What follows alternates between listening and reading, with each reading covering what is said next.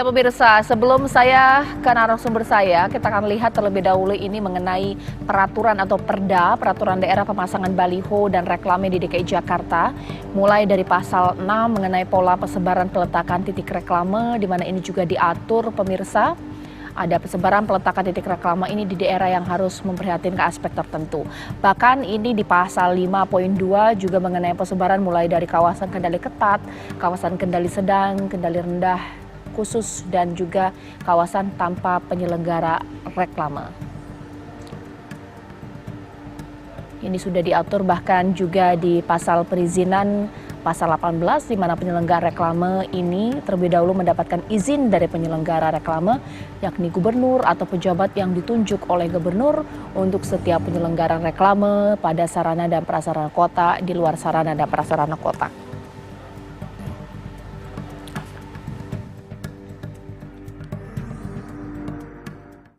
Sebelum saya ke narasumber saya lewat sambungan Zoom, mungkin sini saya mau duduk perkarakan dulu Mas Aziz. Karena kan informasinya banyak sekali berkembang mulai dari, itu bukan FPI yang pasang spanduknya, tapi ada foto Habib di sana.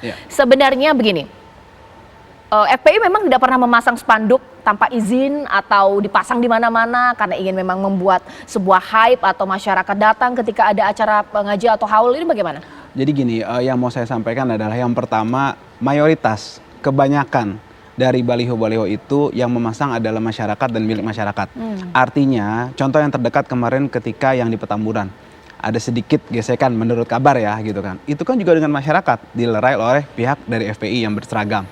Seperti itu. Artinya, terus juga di beberapa tempat lainnya lah seperti itu. Jadi kita sampaikan bahwa di sini bukan kita mau mengatakan yang tidak-tidak, tapi memang faktanya seperti itu. Saya katakan ketika ini terjadi, maka ini sama saja ya apa ya, membenturkan lah gitu kan dengan masyarakat. Tapi gini, poinnya maksud saya adalah bukan kita ini yang pelanggaran ketentuan itu dibiarkan, bukan. Kita di sini minta keadilan juga. Kalau memang baliho-baliho bergambar Habib Rizik itu ditertibkan, maka kita minta juga sama yang lainnya. Gambar-gambar revolusi mental, gambar-gambar pilkada gitu kan, gambar-gambar. Kalau pilkada ada aturannya pemasangan? Bukan, maksudnya ditertibkan, ditertibkan. Kan kalau memasangnya sembarangan juga nggak boleh kan, seperti itu. Kemudian. Tapi sebenarnya FPI kalau memasang spanduk atau baliho itu sudah izin tidak? Atau mungkin ya kalau misalnya ditertibkan ya apesnya, tapi kalau misalnya untuk masang nggak selalu ada dapat izin atau memang selalu dapat izin? Jarang, kalaupun ada kita izin, kemudian kalau rasionya saya nggak bisa katakan ya, karena kan bukan saya bagian perizinan kan, seperti itu. Jadi memang saya katakan karena kita juga selalu educate dari apa namanya pihak-pihak yang akan memasang gitu kan, bahwa ada ketentuannya seperti itu. Artinya memang itu kita jalankan, akan tetapi kalau ditanya tadi persentasenya seperti apa, bukan wewenang saya untuk jawab seperti itu. Oke, sekarang mungkin Bang Kapitra, mungkin kita melihat ini dari dua sisi, bahwa mungkin FPI butuh keadilan juga. Kalau mau tertibkan semua, jangan subjektif. Saya ingin bicara dari hati hari ini ya. Carut marut ini sudah berlangsung 6 tahun. Ketidaknyamanan, kegaduhan seperti ini terus menerus terpelihara. Saya tidak mencari sumbernya, tetapi ini realitas sosial dan politik yang terjadi. Baliho-baliho yang muncul hari ini itu adalah baliho-baliho yang menjadi simbol perlawanan terhadap kekuasaan hari ini. Dan kita lihatlah ya, baliho itu masif di sudut-sudut kampung dan sebagainya.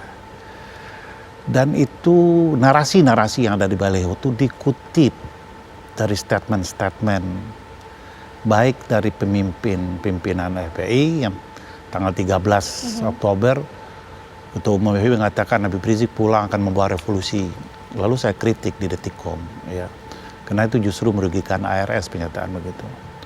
Lalu kita juga lihat ya, narasi-narasi yang muncul itulah narasi-narasi perlawanan.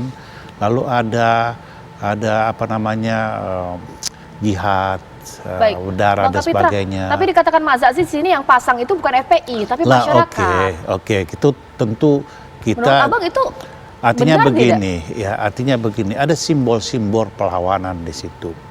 Kalau kita melihat apa yang dilakukan oleh Pangdam kemarin itu sangat tepat. Kenapa? Ada namanya PAM Waskita. kerikil aja jatuh di jalan itu mengganggu kelancaran kepala negara, itu tanggung jawab Pangdam.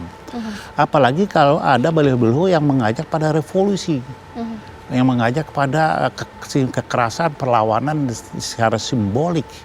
Dan itu dilakukan dan itu menurut undang-undang itu dibenarkan.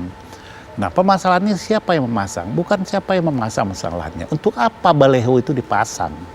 Tujuannya apa? Di setiap kampung kita ini ingin terus-menerus berkelahi, berkonfrontasi dengan negara, atau kita mencari titik temu, atau kita ingin membangun bangsa ini bersama dalam partisipasi seluruh stakeholder bangsa ini. Ini sekarang berjarak antara kelompok FPI dengan negara.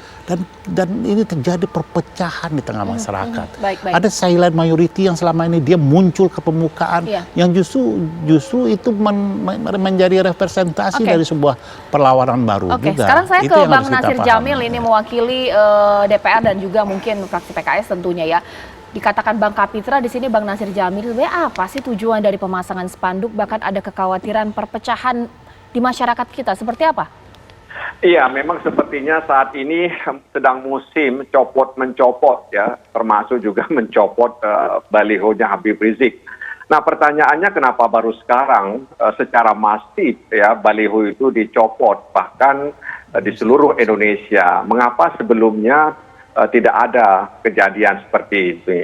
Sehingga kan menimbulkan spekulasi di tengah masyarakat. Apakah Habib Rizik dijadikan semacam dalam tanda kutip musuh negara? Sehingga gambarnya tidak boleh ada ya di pinggir jalan ya, dan itu dianggap mengancam. Sebenarnya kalau kata Mas Kapitra soal kata revolusi, Presiden Jokowi juga punya program revolusi mental ya.